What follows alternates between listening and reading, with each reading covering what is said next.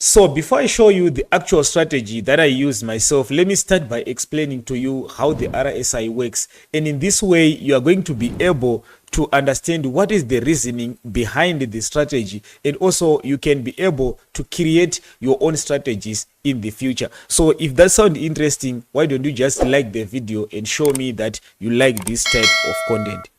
So the way that the RSI is created is simply calculating the average gain and divide that by the average losses. And how does that help you?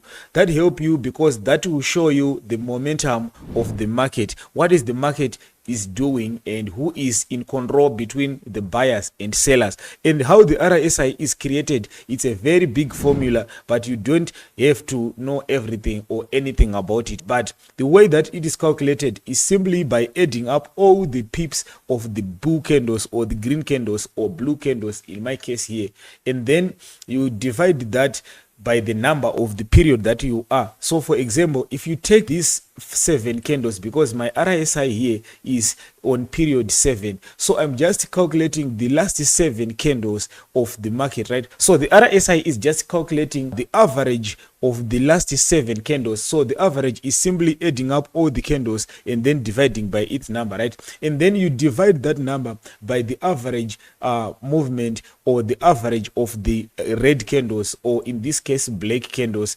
These are bear candles, right? So as I said, you don't even have to know this formula, but then what you want to understand is that the RSI is measuring momentum in the market, right? So what happens here is, if the market is moving strongly to the upside, you can see here the market was moving strongly to the upside. These 2 candles are very big. Then also the RSI was also moving very strongly to the upside, to the point where the RSI got above the level 70, which is now showing you that there is very much momentum in this market, right? So once the market goes all the way to the above 70 here, there is much momentum and the market is being overbought. What most people do here is that they will start selling and thinking that the market is going to reverse, which happens sometimes. But then if you think about it, right, the reason why this market is pushing to the upside over 70 is because there is much momentum. So if there is much momentum and the market is moving strongly to the upside, why would you need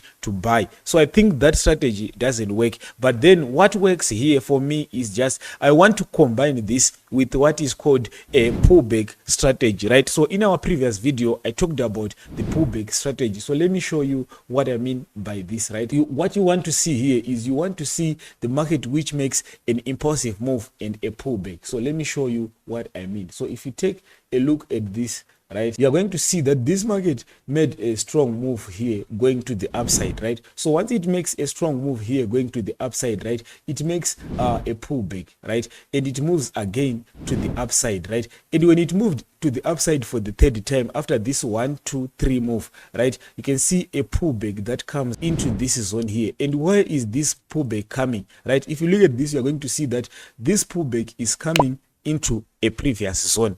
This is enough confirmation for me to place a trade. But then if I want to use the RSI and improve my winning rate here, I also want to see that on this impulsive move that moves to the upside here, the RSI also got to the overbought. Why the RSI should go to the overbought? Because I want to see if this market still have momentum to go again to the upside, right? So if this RSI goes to the overbought, right, it simply means that there is momentum here. So when the pullback comes, right, I want to catch a buy trade here. Why? Because I have enough confidence that there is momentum in this market. So that's simply how you use the RSI. So let me explain step by step this strategy with another example. Okay, so here's another example. So what happens is, every time I place a trade, the first thing that I do when I get into the market, I start by trying to capture the 1, 2, 3 move of any market. So in this example, you can see we have the market moves to the upside here.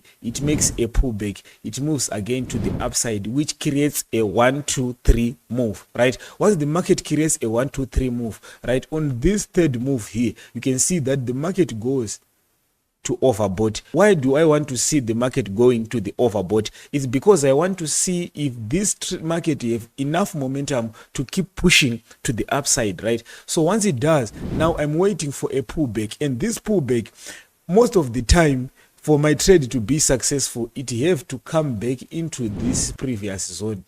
This zone here is very important for me to place another trade here. So number one, I see the 1 2 3 move. Once I see the 1 2 3 move, I see a pullback that comes back into this zone.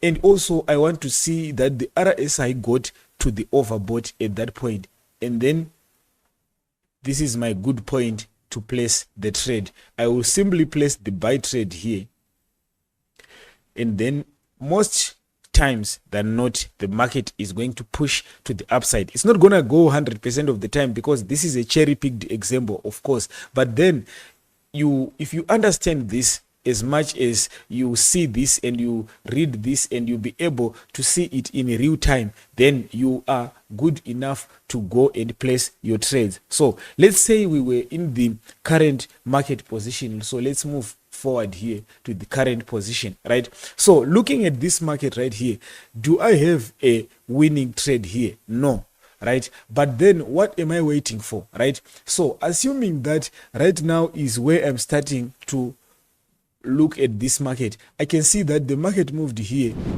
This is a 1, right?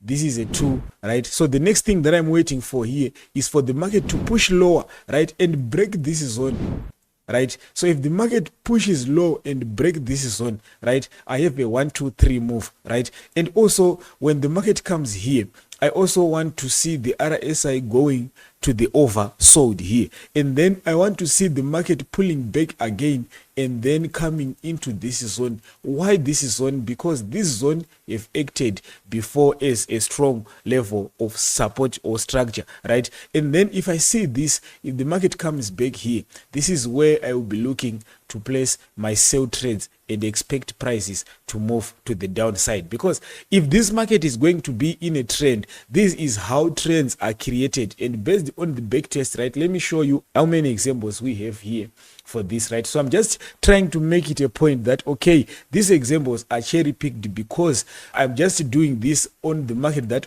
if already moved. But then you can see that most times than not, if the market comes back into its previous zone, it will likely reverse on that zone, right? So I can show you a lot of examples right here. You can see here the market pushing back into this zone, pushes to the upside again, right? Most of the time, if the market breaks and pushes into its previous zone, it will pull again to the downside. You can see these are all examples of winning trades that you could have placed using this strategy right here. So when I tell you that this strategy is very, very effective, right, you can find out and you can go and test on your own. But then the simple thing that you want to understand here is how the market is pushing back into its previous zone, and also seeing the RSI going below the level 30 or above level 70. It's showing you that the momentum of the market has shifted to this point, or we have strong momentum into that direction. So according to these examples, you can see that this strategy can be very helpful and can be very profitable. Now it's your choice to go ahead and place your trades and make sure that you get good trades using these strategies.